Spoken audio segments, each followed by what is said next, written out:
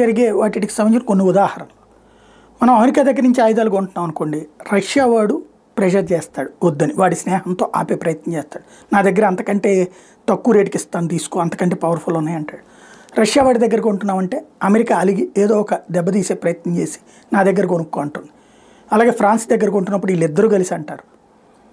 అక్కడ మనం ప్రెషరైజ్ కాలేదు, నాయకుడు అనేవాడు బలంగా ఉన్నాడు. అప్పుడు దేశంలో ఉన్నటువంటి ఇతర రాజకీయ నాయకుల చేతన అవినీతి ఆరోపణలు చేయించి ఇది కొననీయకుండా ఆపిస్తుంటారు. అందుకని 1985 నుండి మన ఆయుధ సేకరణ లేకుండా పోయింది, అప్డేటెడ్ లేకుండా పోయాం. ఆ మధ్యన రఫేల్ విమానాల ఇష్యూలు ఎయిర్ ఫోర్స్ సుప్రీంకోర్టుకి ఇచ్చినటువంటి నివేదిక అది.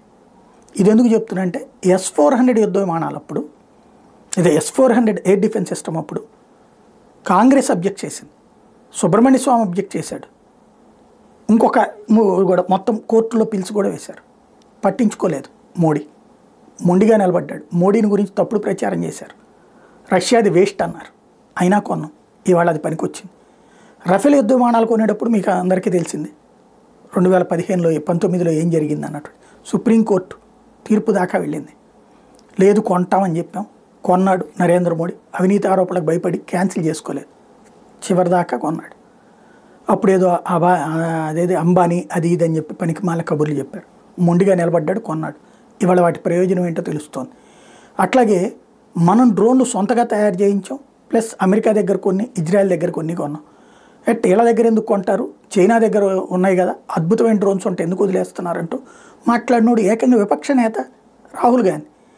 ఒకప్పుడు గాల్వన్ లోయ ఉదంతంలో భారత సైనికులు ప్రాణాలు తీసిన సందర్భంలో మనం వెళ్ళి యుద్ధం చేస్తుంటే వాళ్ళతో ప్రత్యేక భేటీ అయ్యి MOU కుదుర్చుకొచ్చినటువంటి వాడు. అబ్బాయి భేటీ కాలేదని అబద్ధం చెప్పినాడు. చైనానే మేము భేటీ అయ్యాం, MOU కూడా కుదిరిందని చెప్పినాడు. ఇవాళకి కూడా MOU ఏంటో చెప్పినాడు.